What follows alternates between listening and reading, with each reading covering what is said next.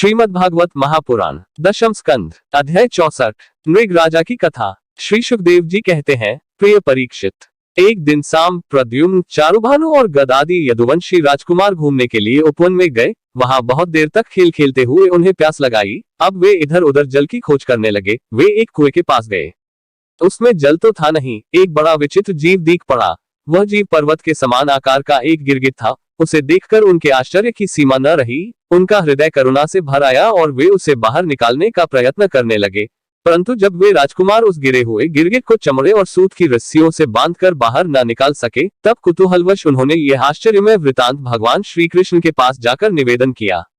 जगत के जीवनदाता कमल नयन भगवान श्री कृष्ण उस कुएं पर आए। उसे देखकर उन्होंने बाएं हाथ से खेल खेल में अनायास ही उसको बाहर निकाल लिया। भगवान श्री कृष्ण के कर कमलों का स्पर्श होते ही उसका गिरगिट रूप जाता रहा और वह एक स्वर्गीय देवता के रूप में परिणत हो गया।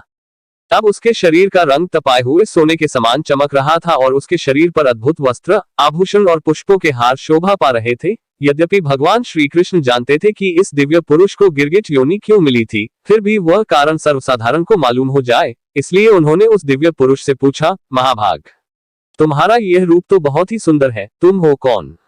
मैं तो ऐसा समझता हूँ कि तुम अवश्य ही कोई श्रेष्ठ देवता हो, कल्याण मूर्ते। किस कर्म के फल से तुम्हें इस योनि में आना पड़ा था?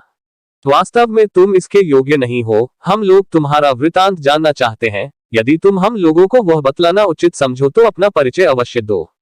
श्री सुखदेव जी कहते हैं, परीक्षित, जब अनंत मूर्ति भगवान श्री कृष्ण ने राजा नृग से, क्योंकि वही इस रूप में प्रकट हुए थे, इस प्रकार पूछा, तब उन्होंने अपना सूर्य के समान जाज्वल्यमान मुकुट झुकाकर भगवान को प्रणाम किया और वे इस प्रकार कहने लगे। राजा नृग ने कहा, प्रभो, मैं महाराज इक्ष्वाकु का पुत्र राजा नृग हूँ। जब कभी किसी ने आपके सामने दानियों की गिनती की होगी, तब उसमें मेरा नाम भी अवश्य ही आपके कानों में पड़ा होगा। प्रभो, आप समस्त प्राणियों की एक एक वृत्ति के साक्षी हैं। भूत और भविष्य का व्यवधान भी आपके अखंड ज्ञान में किसी प्रकार की बाधा नहीं डाल सकता, अतः आपसे छिपा ही क्या है। फिर भी मैं आपकी आज्ञा का पालन करने के लिए कहता हूँ।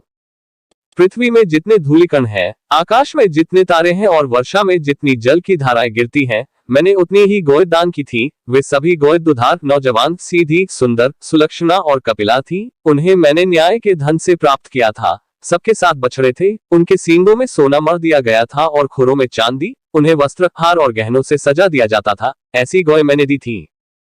मैं युवावस्था से संपन्न श्रेष्ठ ब्राह्मण कुमारों को, जो सद्गुणी, शील संपन्न, कष्ट में पड़े हुए कुटुंब वाले, दंभरहित, तपस्वी, वेद पाठी, शिष्यों को विद्यादान करने वाले तथा सच्चरित्र होते वस्त्राभूषण से अलंकृत करता और उन गौओं का दान करता।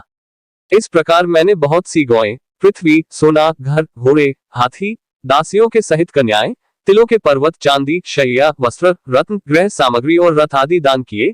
अनेकों यज्ञ किए और बहुत से कुएं, बावली आदि बनवाए। एक दिन किसी अप्रतिग्रही, दान न लेने वाले तपस्वी ब्राह्मण की एक गाय बिछुड़कर मेरी गौ में आ मिली। मुझे इस बात का बिल्कुल पता न चला, इसलिए मैंने अनजान में उसे किसी दूसरे ब्राह्मण को दान कर दिया। जब उस गाय को वे ब्राह्मण ले चले, तब उस गाय के असली स्वामी ने कहा, यह गौ मेरी है। दान ले जाने वाले ब्राह्मण ने कहा, यह तो मेरी है, क्योंकि राजा नृग ने मुझे इसका दान किया है। वे दोनों ब्राह्मण आपस में झगड़ते हुए अपनी अपनी बात कायम करने के लिए मेरे पास आए। एक ने कहा, यह गाय अभी अभी आपने मुझे दी है, और दूसरे ने कहा कि यदि ऐसी बात है तो तुमने मेरी गाय चुरा ली है। उन दोनों ब्राह्मणों की बात सुनकर मेरा चित्त भ्रमित हो गया। मैंने धर्म संकट में पड़कर उन दोनों से बड़ी अनुनय विनय की और कहा कि मैं बदले में 1,00,000 उत्तम गौएं दूंगा। आप लोग मुझे यह गाय दे दीजिए। मैं आप लोगों का सेवक हूँ। मुझसे अनजाने में यह अपराध बन गया है। मुझ पर आप लोग कृपा कीजिए और मुझे इस घोर कष्ट से तथा घोर नरक में गिरने से बचा लीजिए। राजन, मैं इसके बदले में कुछ नहीं लूंगा। यह कहकर गाय का स्वामी चला गया। तुम इसके बदले में 1,00,000 ही नहीं, 10,000 गौएं और 2 तो भी मैं लेने का नहीं। इस प्रकार कहकर दूसरा ब्राह्मण भी चला गया। देवाधिदेव जगदीश्वर। इसके बाद आयु समाप्त होने पर यमराज के दूत आए और मुझे यमपुरी ले गए। वहां यमराज ने मुझसे पूछा, राजन, तुम पहले अपने पाप का फल भोगना चाहते हो या पुण्य का? तुम्हारे दान और धर्म के फलस्वरूप तुम्हें ऐसा तेजस्वी लोक प्राप्त होने वाला है जिसकी कोई सीमा ही नहीं है, भगवान। तब मैंने यमराज से कहा, देव, पहले मैं अपने पाप का फल भोगना चाहता हूँ। और उसी क्षण यमराज ने कहा, तुम गिर जाओ। उनके ऐसा कहते ही मैं वहां से गिरा और गिरते ही समय मैंने देखा कि मैं गिरगिट हो गया हूँ।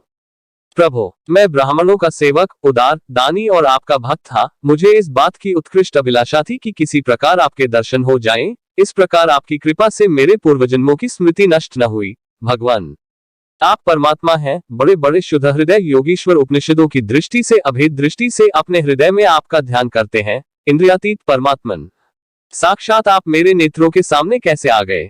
क्योंकि मैं तो अनेक प्रकार के व्यसनों दहखत कर्मों में फंसकर अंधा हो रहा था। आपका दर्शन तो तब होता है जब संसार के चक्कर से छुटकारा मिलने का समय आता है। देवताओं के भी आराध्य देव पुरुषोत्तम गोविंद आप ही व्यक्त और अव्यक्त जगत तथा जीवों के स्वामी हैं, अविनाशी अच्युत। आपकी कीर्ति पवित्र है, अंतर्यामी नारायण।